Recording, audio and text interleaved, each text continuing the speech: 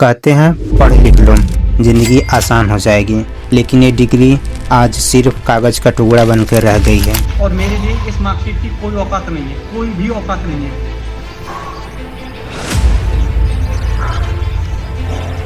न नौकरी न कमाई, बस उम्मीद और इंतजार।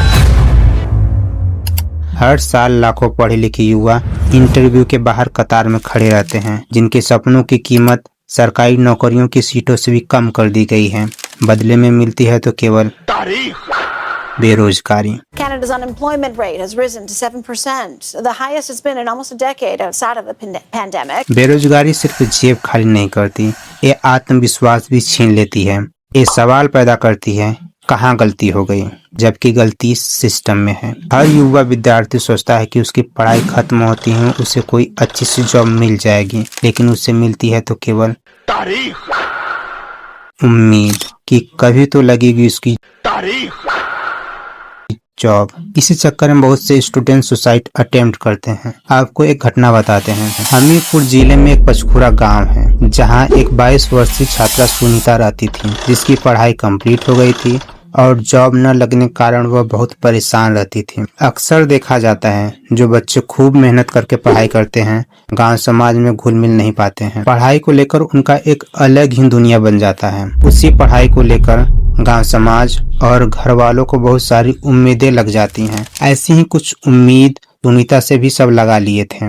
बदले में सुनीता सभी को केवल निराशा ही दे पा रही थी। पूरे गांव समाज और घर वालों के नफरत भरी निगाहों से लड़ते लड़ते आखिरकार वह खुद से भी हार गई। अंत में उसने एक कठोर कदम उठाया, नो जॉब नो लाइफ। मक्के की खेती में यूज होने वाले डाई को उसने खा लिया। चक्कर और उल्टी आने पर घर वालों को पता चला। आनन फानन में पास के मेडिकल कॉलेज उरई ले जाया गया, जहां इलाज के दौरान उसकी मौत हो गई। सुनीता के पास जीएनएम की डिग्री थी। इसका मतलब जनरल नर्सिंग एंड मिडवाइफरी होता है।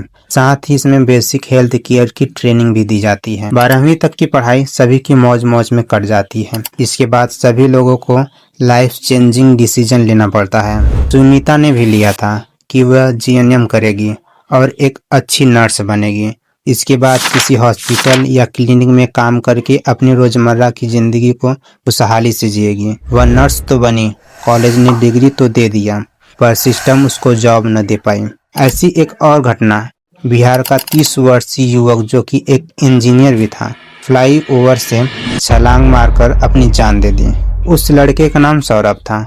पुलिस को काफी छानबीन के बाद सौरभ के कमरे से एक डायरी मिली, जिसमें सौरभ को तमाम कोशिश के बाद भी नौकरी न मिलने का दर्द लिखा था। सोचिए वह दर्द कैसा होगा कि कोई 30 वर्ष तक नौकरी पाने के लिए तरस रहा है। PLFS के अनुसार भारत में बेरोजगारी दर वर्तमान में 3.2% है। 3.2% का मतलब इंडिया में जितने लोग काम करने की उम्र में है और नौकरी करने के लिए इच्छुक व सक्षम है, उनमें से 3.2% लोग ऐसे हैं जिनके पास नौकरी नहीं है। सरकार के मुताबिक ये आंकड़े हर दिन हर महीने घटते जा रहे हैं। सौरभ और सुनीता इन आंकड़ों का बस एक नंबर थे, जो अब कम हो गए हैं नौकरी की तलाश करते करते।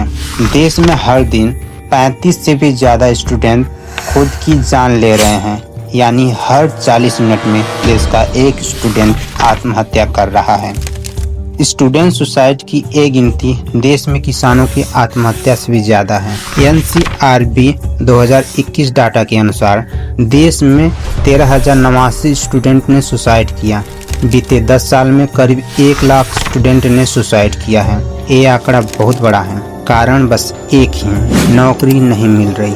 पढ़ लिख कर बेरोजगारी का मुंह लग जा रहा है। इतने साल पढ़ाई करने के बाद लेबर वाले काम, बदले में दिहाड़ी मजदूरी जितना पैसा, और सरकार के मुताबिक केवल 3.2% लोग ही बेरोजगार हैं। प्रोफेशन वाइज आत्महत्या की दर देखने पर पता चलता है कि दिहाड़ी मजदूरों की आत्महत्या की दर 25.6%, जबकि बेरोजगारों की आत्महत्या दर 8.4% है। अगर कुल आत्महत्या की दर देखा जाए तो वह कुछ इस तरीके से दिखता है। वजह केवल एक ही, बेरोजगारी। नौकरी नहीं मिल रही, काम नहीं है। एक रिपोर्ट के मुताबिक स्टूडेंट सुसाइड के आंकड़े बेहद डरावने हैं। देश की पॉपुलेशन ग्रोथ रेट से भी ज़्यादा स्टूडेंट सुसाइड रेट है।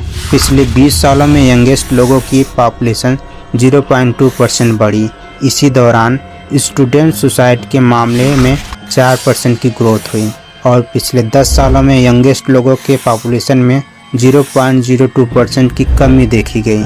इसी दौरान स्टूडेंट सुसाइड के मामले में 7% की ग्रोथ हुई और सरकार के मुताबिक केवल 3.2% लोग ही बेरोजगार हैं, बल्कि सच्चाई कुछ और ही है। If you look at the rate across age groups, it has shown a sequential upward increase month on month.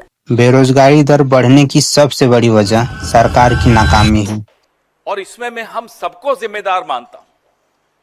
CAG से लेकर मीडिया से लेकर हम सब देश के नागरिक जिम्मेदार हैं कि किस बेशर्मी से एक सरकार लूट सकती है।